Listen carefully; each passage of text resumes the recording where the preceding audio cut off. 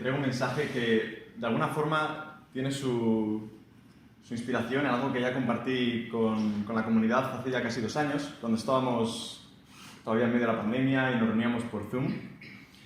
Y en aquel momento hice una serie de reflexiones en las que hablábamos sobre el significado y el sentido de nuestra identidad cristiana. Ya ha llovido ya bastante desde aquello, creo que en muchos sentidos hemos dejado ya muchas cosas atrás, ¿no? Gracias a Dios. Y hoy nuestra realidad es otra, ¿no? Marcada por otras circunstancias. Volvemos a vernos las caras completamente, volvemos a cantar juntos, volvemos a compartir la mesa y creo que es algo por lo que estamos agradecidos, ¿no? Algo por lo que damos gracias a Dios. Pero también es verdad que las circunstancias que hemos vivido en estos últimos años han dejado su huella en nosotros. No podríamos negarlo, ¿no? Nadie ha salido igual, ¿no? de este proceso. Pero a pesar de todo, creo que seguimos siendo una comunidad de fe que quiere seguir las huellas de su maestro, ¿no? Y que sigue buscando, ¿no? su propósito y su sentido en medio de este mundo, ¿no? y de nuestra sociedad. Y hoy quizá transitamos nuevos caminos que, como no me cansaré de decir, debemos construir entre todos. Pero de una u otra forma, nuestra mirada sigue puesta en ese mismo punto, ¿no? En ese mismo lugar, en esa misma persona, en ese Jesús que aún a día de hoy sigue inspirando nuestras vidas en muchos sentidos. Y para esta nueva etapa, para este inicio de curso que estamos comenzando juntos, pues me parecía oportuno y relevante poder volver a profundizar sobre este tema, sobre nuestra identidad como cristianos, como comunidad de fe, sobre quiénes somos realmente, quiénes somos como seguidores y seguidoras de Jesús. Así que hoy me vuelvo a sumergir en el mismo océano para seguir profundizando en este tema, en esta identidad, y una identidad que, como ya dijimos, no depende realmente de nosotros, sino que descansa en esa gracia y en ese amor infinito que Dios nos ha mostrado.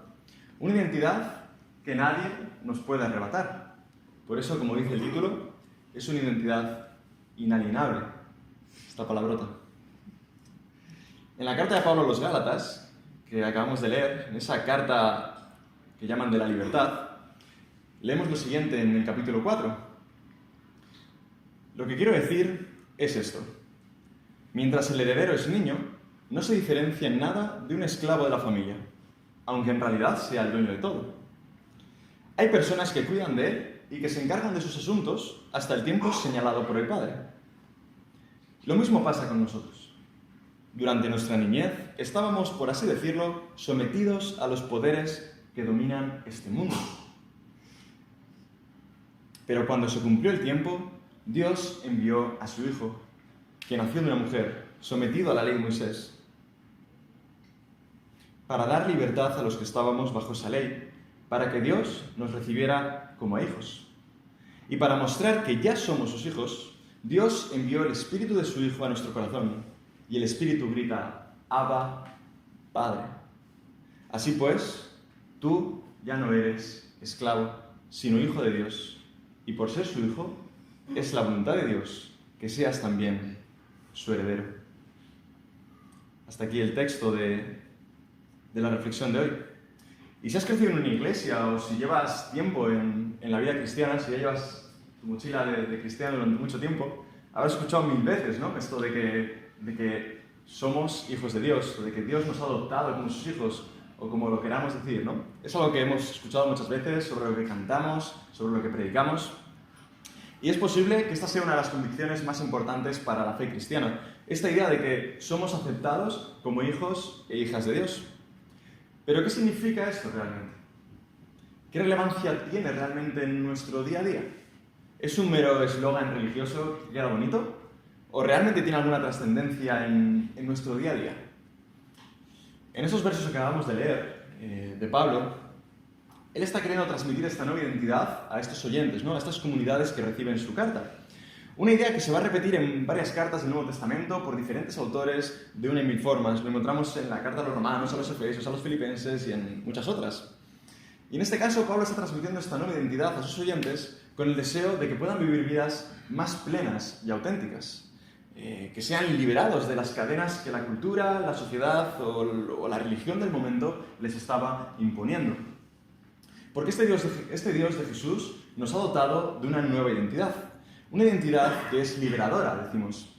Y para poder explicar esta nueva identidad, Pablo va a emplear un símil propio de su tiempo, de la época en la que él vivió. Y es que en las familias del mundo griego, en aquella sociedad grecorromana, los hijos pequeños de la familia quedaban a cargo, al cuidado, de los pedagogos. ¿Y quiénes eran estos pedagogos? Pues habitualmente eran esclavos que vivían en el mismo hogar, es decir, los esclavos de la familia. Estos eran los que instruían y los que cuidaban de los niños pequeños. Eran de alguna forma, diríamos hoy, los tutores de estos menores, ¿no? De hecho, el término griego que un padre usaba para dirigirse a su esclavo era el mismo término que usaba para dirigirse hacia un hijo menor. Fijaos hasta qué punto, ¿no? se igualaban estos dos estatus. Ese término era pais. Por eso dice Pablo, en el texto que acabamos de leer, que mientras el heredero es niño, no se distingue, no se diferencia en nada de un esclavo de la familia. Porque realmente, a efectos prácticos, están en la misma escala. Y esta situación se mantenía hasta que el niño crecía y el padre consideraba pues, que ya estaba educado, ¿no? Que ya estaba crecidito y enseñado. Y en ese momento es cuando el padre le reconocía como hijo y le otorgaba pues, esa identidad, ¿no? Le acogía como hijo real de la casa con todos sus derechos y con todo lo que eso conllevaba. Hasta que no llegaba ese momento, el hijo era considerado como un esclavo más de la casa. ¿Y qué está haciendo aquí Pablo? Pablo está cogiendo este símil propio de su época y lo está empleando para confrontar a sus oyentes de ayer y de hoy. Dice Pablo que nuestras vidas, antes de conocer a Jesús, eran como las de esos hijos menores de edad. ¿Y por qué razón? Porque estaban sometidos a los poderes que dominan este mundo. Interesante. Vivían una identidad propia de esclavos, prisioneros de una identidad que estaba definida por los valores y los criterios que determinaba la sociedad, el ambiente cultural, el espíritu de la época, que diríamos. Una identidad que en última instancia, ¿de quién dependía? Pues de los demás, de mi entorno, o como mucho, de lo que yo lograra hacer con mi vida, de lo que yo lograra alcanzar. Una identidad que estaba a merced del viento que soplara a nuestro alrededor. Una identidad, en definitiva, con fecha de caducidad. Pero, ¿quiénes somos realmente? ¿Qué define nuestra identidad como comunidad de fe? Como hace un momento también nos decía Inés. Pues a menudo, la identidad de los individuos en el siglo XXI parece depender de factores externos, de factores sociales. Una identidad que se construye en torno a lo que los demás dicen de mí. Esto en la era de las redes sociales lo vemos súper claro, ¿no? Si los demás hablan bien de mí, si comentan mis publicaciones, si le dan like a mis fotos, sobre todo si son personas que a mí me importan, ¿no? Y que valoro, eso me da un subidón, eso me hace sentir súper especial, ¿no? Me hace sentir importante. Eso refuerza mi identidad. Pero cuidado, porque en el momento en el que alguien dice algo negativo acerca de mí o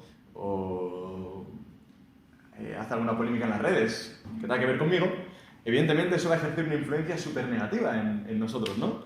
Y en nuestra identidad. Va a afectar a nuestra autoestima. Y de hecho nuestro cerebro está muy condicionado a que esto sea así. Se agarra a lo negativo como un queso en una superficie caliente. Y es que cuando tu identidad se basa en lo que los demás dicen de ti, vas a emplear casi toda tu energía en garantizar que aquellos que te rodean estén satisfechos con lo que tú haces, con lo que tú eres. Vas a intentar ganarte el respeto de aquellos que te rodean. Vas a tratar de obtener siempre su aprobación, de ser del agrado de la gente que te rodea. ¿Y no es de alguna manera esto una forma de esclavitud, en muchos sentidos? Sin embargo, para muchas otras personas, la identidad no depende tanto de la popularidad, de lo externo, de lo que otros digan, sino más bien de uno mismo. Hombres y mujeres hechos por sí mismos. Una identidad forjada a fuego, sustentada en mis propios logros, en lo que yo haga o en lo que yo posea. Nuestros éxitos laborales, los proyectos personales que logremos llevar a cabo, nuestro bienestar personal o familiar, nuestro propio trabajo, nuestra formación profesional. A menudo esto define también la identidad de gran parte de las personas de nuestra sociedad. Una identidad que se basa en la capacidad que tengo para lograr éxito o poder. ¿Cuál es mi capacidad de desempeño en mi trabajo? ¿Cuáles son los trofeos que he logrado? ¿Qué glorias y hazañas del pasado puedo contar a los que me rodean? El problema de este tipo de identidad es que no deja de ser también una gran cadena, una losa realmente pesada.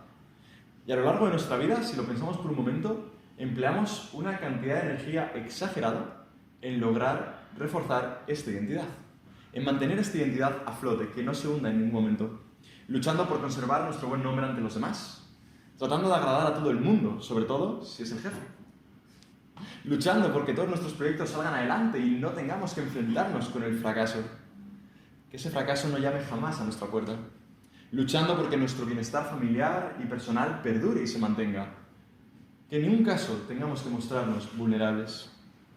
En palabras de Pablo, pareciera que seguimos sometidos a esos poderes que dominan nuestro mundo.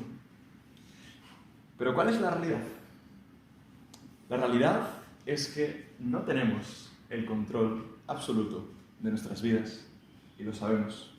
En el fondo lo sabemos muy bien. Las circunstancias, ya sean externas o internas, se pueden volver en nuestra contra en un abrir y cerrar de ojos. Como se suele decir, la vida te cambia en un momento. Y entonces, ¿dónde queda nuestra identidad? ¿Quién soy yo cuando ocurre algo así? ¿Cómo podemos mantenernos a flote cuando todo a nuestro alrededor se tambalea? Cuando las cosas no salen como nosotros esperábamos. Cuando nuestras corazas se desarman y la realidad se nos da la vuelta. ¿Quién nos sostendrá cuando el huracán arremeta en nuestra vida? En los Evangelios vemos cómo Jesús, antes de darse a conocer de manera pública, pasó 40 días en el desierto. Y Alain habló un poquito de esto también la semana pasada. Estuvo en ese desierto enfrentándose a esos demonios internos, ¿no? Esas tentaciones que trataban de desviarle de la misión que Dios le había encomendado. Y curiosamente, cada una de estas tentaciones representa una manera, diría yo, distorsionada o tóxica incluso, de construir nuestra identidad. Y quien tenga buena memoria se acordará de que esto ya lo comenté en su día. La primera tentación dice así: si de veras eres hijo de Dios, di que esta piedra se convierta en pan. Esto tiene que ver con el éxito, con lo que yo hago, con lo que logro hacer. Demuestra tu identidad a través de tus actos, está diciendo aquí Satanás. Alcanza tus logros, muéstralos, y entonces demostrarás que esa es tu identidad, que eres el Hijo de Dios. Segunda tentación, que tiene que ver con el poder, con lo que yo tengo o poseo. Yo te daré todo el poder y la grandeza de estas naciones. Todo será tuyo si me adoras. Concentra todo el poder en la palma de tu mano y demostrarás así tu verdadera identidad. Y tercera tentación, que tiene que ver con la popularidad, lo que los demás dicen de mí.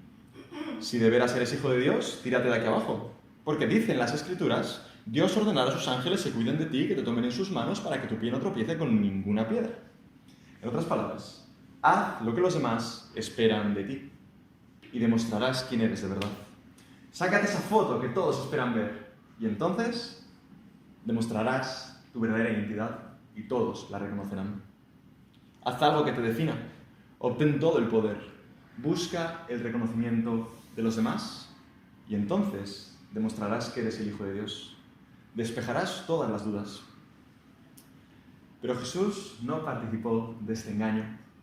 No se dejó esclavizar tan fácilmente por estas presiones que venían de su entorno o de su propio ego, porque las tentaciones de Jesús están condensadas en este relato del desierto, pero tienen que ver con las luchas que él experimentó hasta el final de su vida. Realmente esas son las grandes luchas que él experimentó hasta el final de su vida.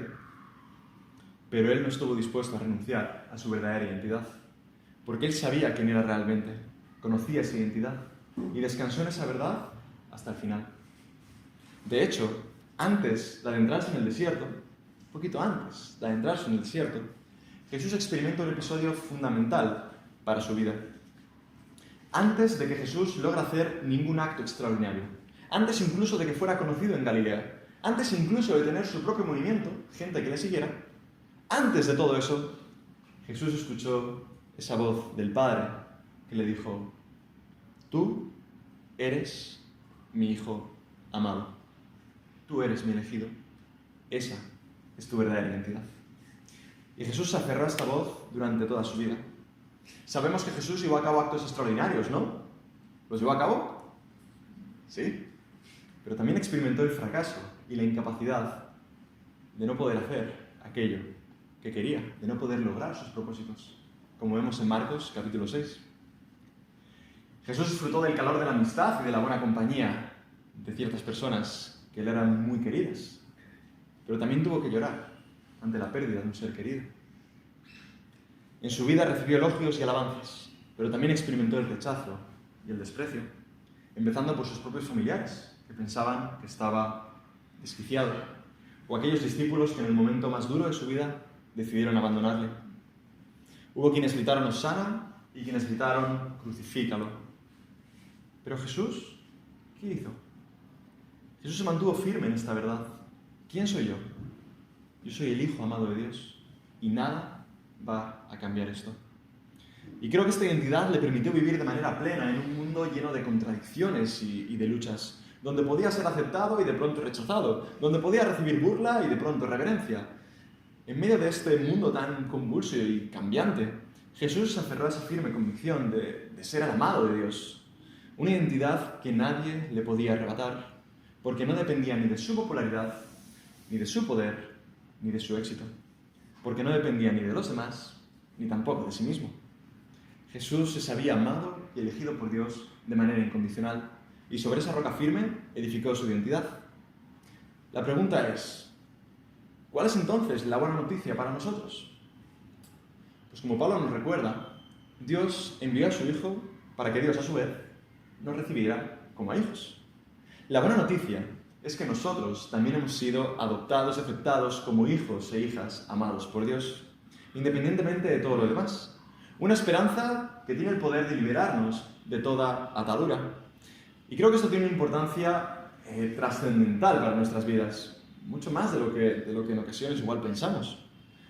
Porque nuestra forma de comprendernos a nosotros mismos y comprender a aquellos que nos rodean va a estar mediada por esta verdad, por la profundidad de esta verdad.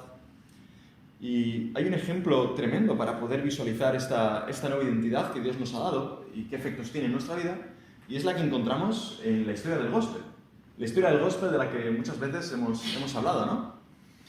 Muchas veces hemos mencionado cómo aquellos antiguos esclavos afroamericanos fueron capaces de encontrar un sentido y un propósito para sus vidas en este mensaje, ¿no? En este mensaje liberador de Jesús y su Evangelio.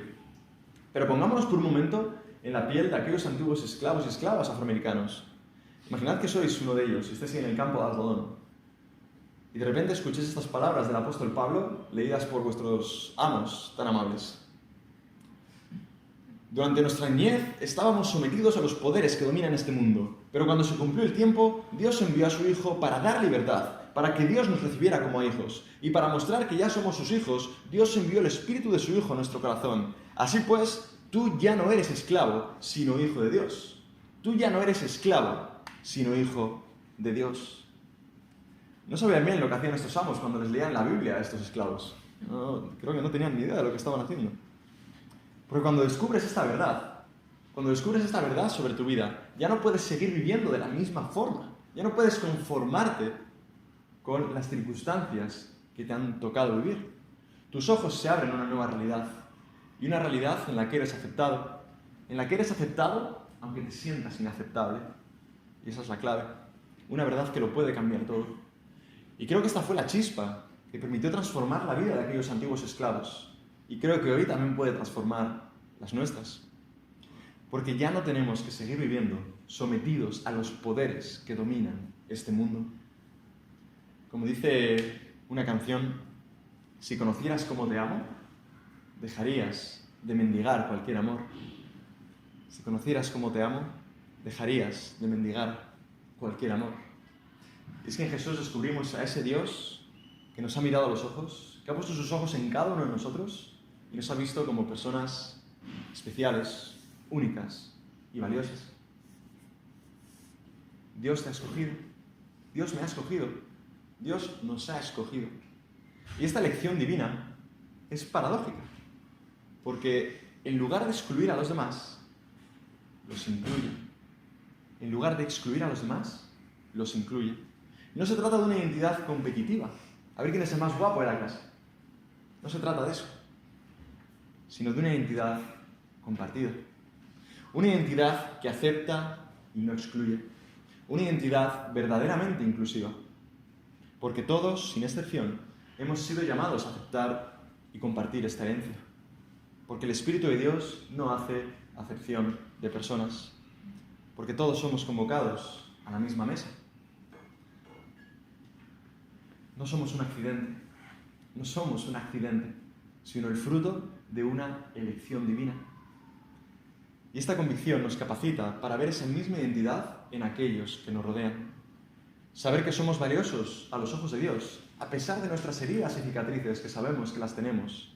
Saber que somos valiosos a pesar de esas cicatrices nos da la capacidad de reconocer ese valor en los demás, a pesar de sus heridas y de sus cicatrices, como Jesús lo hacía. Y creo que en esto radica esta paradójica elección divina. Aceptar que soy aceptado me capacita para aceptar a los demás. Aceptar que soy aceptado me capacita para aceptar a los demás. Por eso no es casualidad que Pablo dirija estas palabras, estos versos, a una comunidad. El espíritu de nuestro tiempo nos condiciona siempre a leer la Biblia en clave individualista. De alguna manera podemos decir que este individualismo extremo es uno de los poderes que dominan este mundo. Pero como ya sabemos, el enfoque de la Biblia suele ser comunitario. Y es importante este matiz, porque mantener esta identidad en un mundo donde lo que se valora es el poder, el éxito y la popularidad, no es tarea fácil. Todos los estímulos que nos rodean nos marcan una dirección muy contraria, nos dirigen hacia otro lado. De alguna manera esta es una batalla espiritual en todo su esplendor. Y por eso creo que es tan importante poder contar con espacios donde esta verdad se nos recuerde, donde podamos recordar y profundizar en esta verdad. Auténticos refugios para el alma, donde podamos profundizar en nuestra verdadera identidad, como hijos e hijas amados por Dios. Donde el amor de los demás, de aquellos que nos rodean, aunque sea limitado e imperfecto como el nuestro, nos pueda orientar y dirigir hacia ese amor que Dios nos ha mostrado.